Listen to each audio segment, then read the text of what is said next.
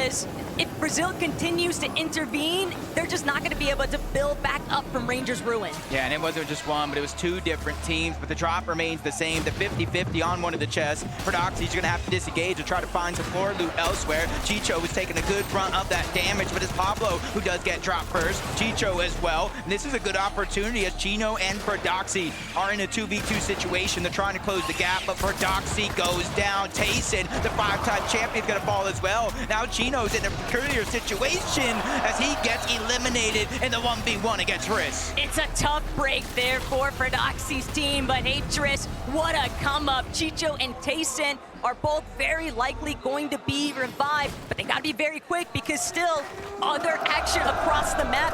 Veno, Vico in a very tough position, but Yuma, he's not gonna be able to escape. Veno finds the knock, finds the full elimination here, taking full advantage of that siphon, but he still has Rise up above. Veno trying to be very wary here. If he goes down, that is the end of it for game 4, and they still want to be able to strike inside that top 10 leaderboard, but Veno wrapping around underneath Rise. Even though he's overhead, Veno has the shield HP advantage. Veno still breaking through, doesn't get the shot that he wanted to, but Rise taking a huge chunk of his HP now. Koyota still seeing if he can apply a little bit of pressure on the backup section, but Veno, even in the 1 versus 2, he refuses to budge. That is Aura. Oh, he finally gets the knock on Rise, and that was huge. That was 200 IQ coming out of Veno, because Vico was down. Koyota went down to finish off that elimination, which gave him a huge 1v1, and with a third party coming in, Alex and On and Rise have had enough, as Veno's gonna be the one that cleans up that elimination. But what do you do from here? You do have the chance to get the reboot cards, but your POI has now just went to someone else. The problem in the red alert there is that everybody knows that it's just Veno by himself. That reboot is going to be tough to make it towards, but Gabzetta, Scarpa away, already tangled up here. Snowy on the loops, trying to get the runaround, but completely caught off guard. Gabzetta, nice knock, transitioning into the elimination here. Way, Scarpa to Gabzetta, they're now in the driver's seat, and Ryu, Saad, potentially heading for the hills instead. No, they're willing to clash head on. They still don't want to depart. We're getting 4 times the point in that last game, but for Ryu and Saad, they gotta really try to figure out a way to win this fight or get the reboot card and disengage. 80 points, they're on their way up that leaderboard. For Roy, Scarpa, and Gabzetta, this is almost a must. They've been landing all around the map throughout the earlier games so far. Last one, you saw him lurk up on over to Ranger's Ruin, but they just haven't really defined that success. And this is a great opportunity with a mismatch and a numbers advantage to try to pick up these 2 more eliminations. And most important, the loot and the position to build those surge towers. But Way, Scarpa, Gabzetta, they're still not done with this just yet. Saad and Ryu are causing enough of a delay, and if both of these teams aren't careful, a third party could definitely enter the mix. They've got to find these quicker eliminations here. Saad, though, having a very tough time. The material count's running so incredibly low. Nobody's really had a chance to recuperate anything just yet, but Way, Scarpa, Gazetta now approaching from a separate angle. Saad completely pinpoint isolated. He can't get the backup he needs. Way just continuing to close in here. Scouting out. Okay, Saad overhead. No, it's just Ryu instead. Saad taken out. Ryu nearly out of this one, but just doing his best, and it's just not good enough when you're dealing with the full trio of Way, Scarpa, and Gabzetta. Yeah, with those eliminations, you see the rank upgrade drops coming in. It's not going to be the biggest difference maker, but it's definitely a good more loot than what they had before. Dystopia City, Peterbot, Ritual, and Cold, they've had enough of playing the drop spot roulettes. They knew coming into this event it was a triple contested fight, and now they're taking the fight to Tay-Tay. This one's personal as Ritual gets the first knock. There's back-to-back. Cold putting in some work as well. 2 or 3v1 situation here on the Rhino, but it's not going to last too long. They have finally woken up. Enough poking the beast, because now they got what they wanted. I mean, you're talking about poking the bear, and take a look at what Veno's managed to do in some of that downtime since he found those early 3 eliminations against Koyota's team. Flixie, Vico now back up and in the running here. This is a real opportunity, Jacob, because they've got a couple of other teams that might be a little bit too prioritized with each other, a little bit too fixated elsewhere to scout these guys out inside the tunnelway. Yeah, I was looking at the mini-map right now. I saw another team potentially rotating in this direction, but it was outside of the mountain range instead of in. So not too risky just yet, as Muzz, you see just a huge chunk of HP missing along with Sphinx. And to start the game off, I did see Muzz get at least one knock. The drop spot for that team on the other side was just too far, giving them that advantage. And that's just kind of that early surge, and that's early confidence building for a team like that. The real unsung hero, though, for Queasy this weekend so far, Jacob, has just been the fact that he's uncontested. If this is what an uncon Queasy can look like on a global stage, then I cannot wait to see exactly how the entirety of this weekend plays out, but don't want to get too ahead of ourselves. Reasons, Alex, Anon, just taking a more slow and steady approach. Oceania has had its fair share of struggles throughout the course of today's matches, and for good reason. It's just very difficult when you are stuck in between some of these teams that are just these pre-established surge bases. It can be very hard to cut through, work around, and they're dropping so far south of the map, Jacob. They just don't have as much resources. Yeah, definitely kind of changing things up for this game. They knew coming into this with the drop spot they had, the hardest part wasn't necessarily loot, not even materials. It was getting up and over that mountain to try to get in a good position for the game. It's called Ritual and Peterbot. You see them sneaking up, using the bush, the Flowberry Fizz, and the Crash Pad. That's Pixdarm and Demas on the other side. The revive is fresh. Two of them are weak, and that's going to be easy pickings if they can continue to put this pressure down. Cold's trying to be the first one in. Demas is the one that's getting angled out and pressured by two different players. Ritual is going to be there on the other side, but a surprise attack, a big shot. That's going to slow things down for only a short moment. Looks Cold. He's realizing the bait and switch. My teammate is weak. I have to continue to put pressure out. It doesn't matter who it is. I have to keep these guys on their toes. Cold and Peterbot are playing like they just see red right now. All they want to do is jump into somebody else's box that's not their own. But Peterbot, he's going to be forced to take a halt. He knows that he has to try and fight this team underneath them or just leave entirely. Demas, Darm, and Pix, they've done enough. They have pushed back, and Peterbot is pushed out of the location.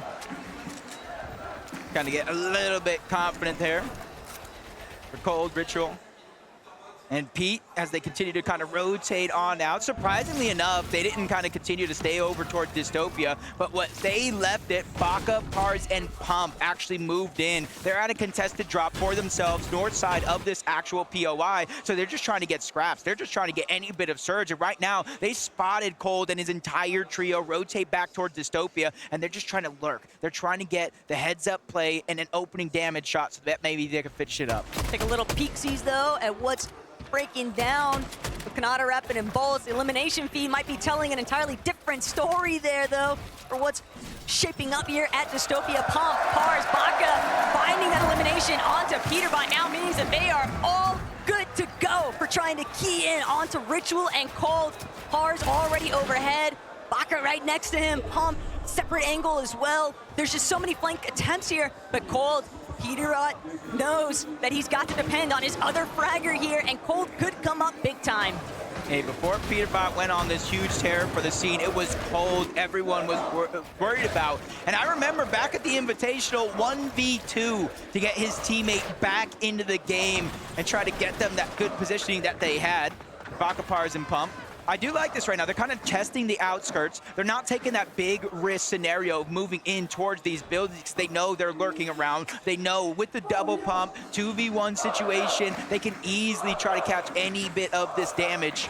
So for Cold and Ritual, they just got to continue to play sneaky. One has a med kit. So Taco, this is not the last we've seen of them. Yeah, but the problem still remains, Jacob. They're going to have to deal with Baka, Pars, and Pump, who are very likely, they look as if they're keen, set on setting up to prevent Cold and Ritual from actually leaving Dystopia.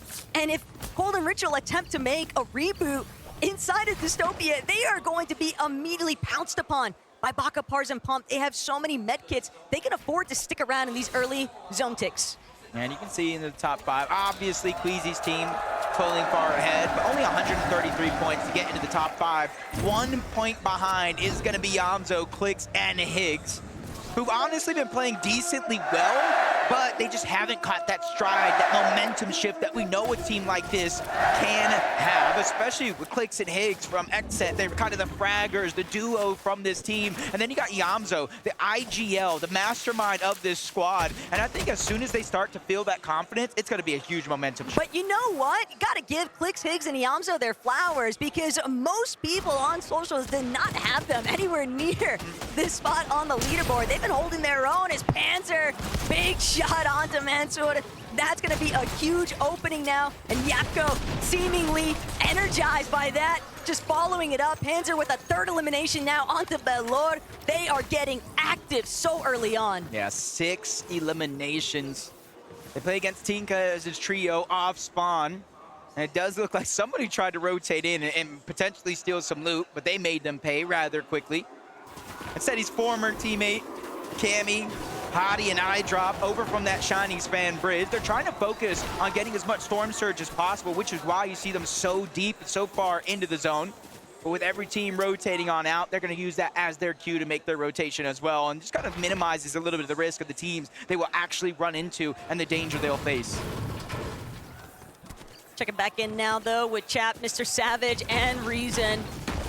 These guys have really just been sticking to their own game plan, and a lot of that entails spending some additional time inside of those early storm takes. They know that they don't have anybody contesting them, and kind of surprised, Jacob, that no one has decided to try and actually challenge Mr. Savage's team in that northwest position, but they've done an excellent job at just creating so much space and playing their search trades where necessary. Yeah, you see, it's a whole different ball game when you are uncontested.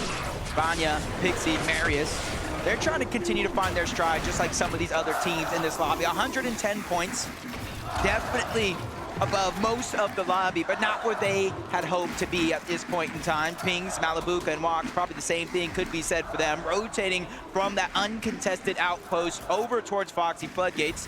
But even though they're not in zone just yet, Taco, you're seeing they're running into so many other trios. Baka's team, Pixstorm, and Demus as well. And even if they find a way to get to the other side, there's a 4th team on the mountain looking in this direction. But the real problem that I'm recognizing right now, Jacob, is that you've got several of some real heavy hitter trios surrounding Foxy Floodgate, and I'm thinking about Cold, Ritual, Peterbot way back over towards Dystopia. They're gonna have to eventually break through these teams who are already fixated in much better positions. It's gonna be tough on that side of the map, but taking a little bit look closer towards the center. There's a little bit more flexibility around, just a whole different game here. There are a couple teams into the mix, but you're seeing no one in relatively close danger. King Phaser, P8 Zin, they have their surge base. You see not too far off, Ager's Acorn and Poyo. They're gonna be able to get a little bit of that hive spot because you see Merstach, Queasy, and Swizzy rotating yet again to one of these bunkers. And the interesting thing about this team is because they do get the hive, because they are uncontested, and you look at the Demon's Debris and the Dystopia where it doesn't necessarily spawn there, Ranger's Ruin too far away. It's so early on in the game, but they're rotating all the way to the eastern side of the map to get these bunkers that they know no one else can get. And this is the 5-head type play that's coming out of Queasy, and it almost makes you wonder if he wins here to this weekend, is he #1 in the all-time list? Undisputed GOAT of IGLing without a singular doubt in my mind, Jacob. He's already considered one of the best, if not the best, IGL in the world based off his past couple of years with Global's performances. And it's just impeccable to think of what they've been able to accomplish here today, because sure, you can be first on the leaderboard, but to go back-to-back with victory royales, that's a different beast entirely.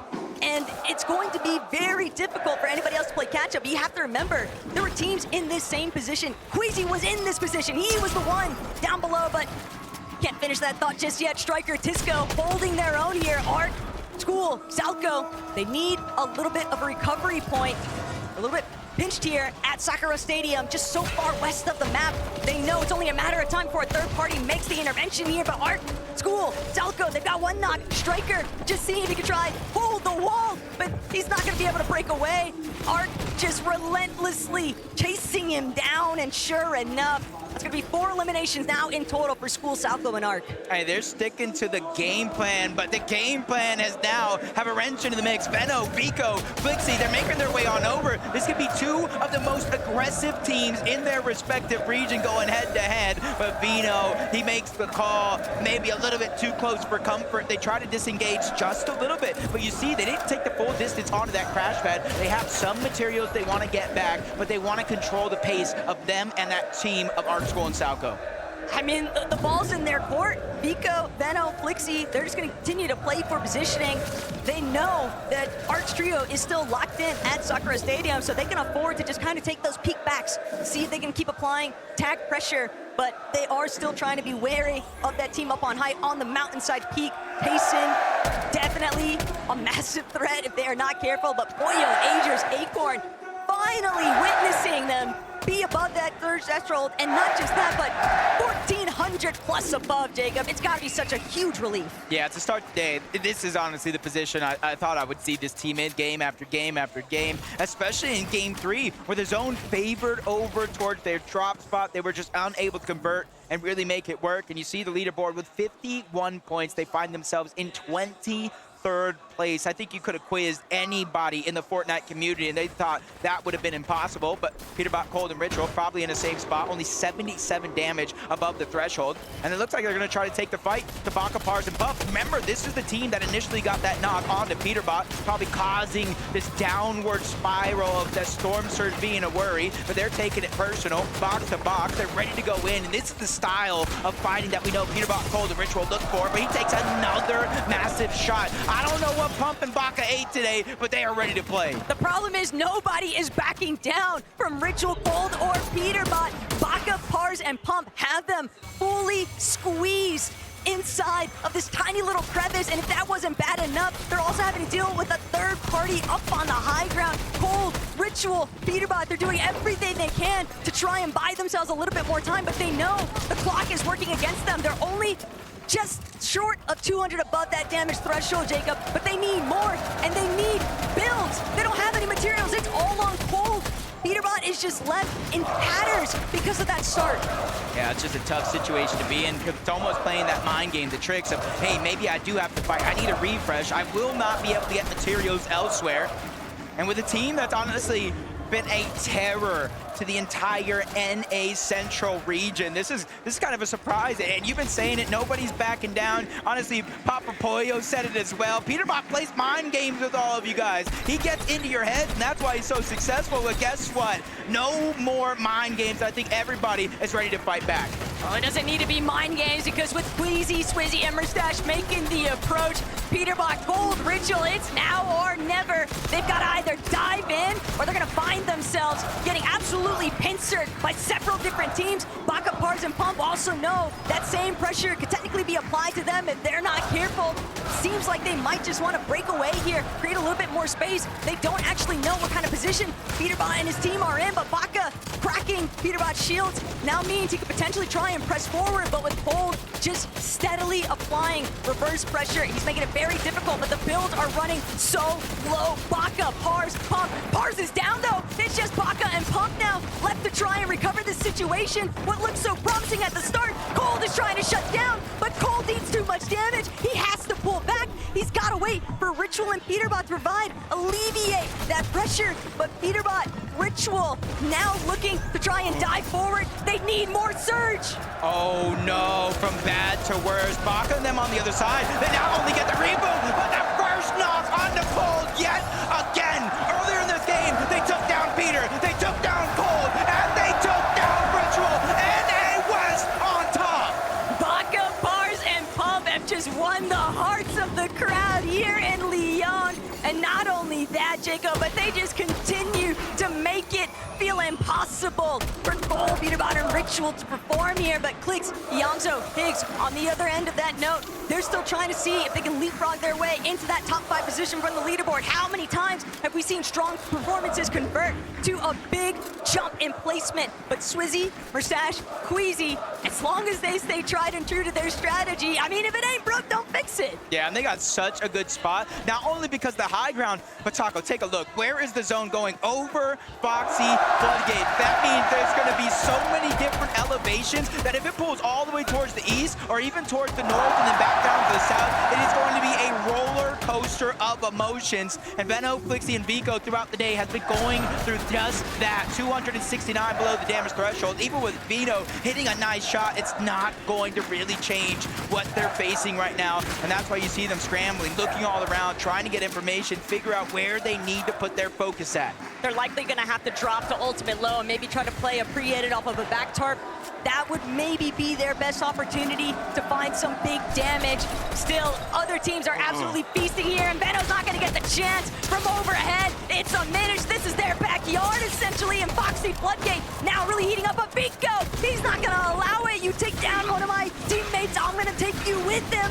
Braids having to play for the revive visuals, just not gonna be able to do it, though. And Flixie, Vico, this is a dynamic duo, though, Jacob. They could really make it work. Yeah, they've kind of put an all-or-nothing situation going after the high ground. Even though they picked up eliminations, got some points, they have a max pull on the other side. And this is what I warned you about, the different type of elevations that are going to start to come into play as Vico does it again, taking down a Minish, making sure to clean that one up. 4 more points out of the total as they get their 5th elimination of the game. All the way hanging back now. So much pressure being applied to this top section of Foxy Floodgate.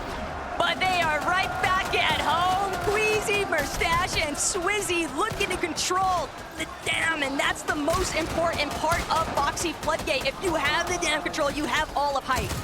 Yep, top 17 though, this is where placement points are going to start to set in and cascade further with each and every team that does get wiped off the lobby. Merstach, Queasy, Swizzy, they are not backing down, they are not shaking, they're just terrorizing everybody around the lobby. Par's really feeling the pain there, and that's because they have that bird's eye view. Nobody is contesting Swizzy, Queasy, and Merstach on the high ground, and look exactly what's happening because of it. There needs to be studies done on Queasy's brain because this position is absolutely unreal. Mr. Savage, Jap, trying to do what they can to push back against Swizzy's pressure, but it's just so difficult to try and take those Bloom battles from overhead, Jacob. This is so much leverage over the rest of the lobby, and Swizzy now trying to make sure that he doesn't find himself eating more damage than what he bargained for, but still he has Merstach to depend on. The moment that Swizzy's shields get cracked, he falls back, and Merstach immediately picks up the slack. It's gonna be tough because now we're going right back on over the open, and most of this next zone is just all low ground except for the far western side of it all, where there's gonna be a mountain that you could try to attach to. So you gotta make sure you planned ahead, peek through the cone, get the information. Yamzo, Clicks, and Higgs are doing just that. They're not the highest up, they're not the lowest either, but they're assessing the situation. Do we need to drop down further? Or do you let a team like Pigstorm and Demas get in front of you and try to land the damage? But not everybody is feeling as safe. Not everybody is feeling as comfortable. 66 damage above the threshold. Yapko, Panzer, and Seti, even though they're inside of that top 10, they still need to make that consistency count. But do they have any Flowberry Fizz or Crash Pads? Because it's going to be difficult for them to work their way up and down this elevation. But the way that the zones are pooling here, Mr. Savage, Reason, and Chap now trying to see if they can work their way up from the underbelly of the lobby. They've got a semi-isolated layer, but they're going to be forced to drop. They don't have the materials to keep tarping through that mid-ground section.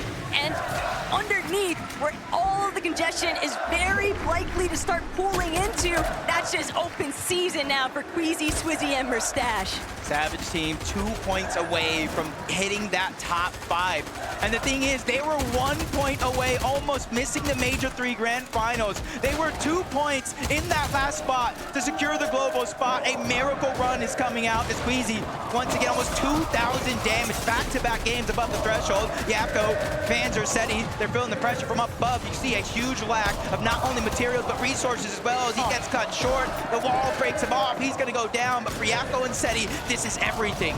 They're still trying to see what kind of placement points they might be able to collect. Every little bit counts for that team, but Vanya, secondary height, Cammy, Hottie, and iDrop, they've also been rather quiet throughout today, Jacob, but that could change in an instant. Mr. Savage, Reason, and Chap now trying to make sure that their back tarp is fully closed off, but Savage not having the opportunity yet to keep building through. Chap picking up where his IGL left off. That is always what you would hope for in a team. Yamzo is sadly going to have to play it through with just Higgs, though. And this is a tough spot to be in, unless Higgs finds a big elimination for the refresh. That was not only points for the elimination, but placement points as well, as the full trios wiped off the map. Acorn, Savage, King, Tayson, all going down. Yamzo as well. A good shot being landed, but not good enough. He gets steamrolled by Darm. Marius is the one who took down Poyo. Him and Vanya are feeling the pain as well, because they have to do it without Pixie.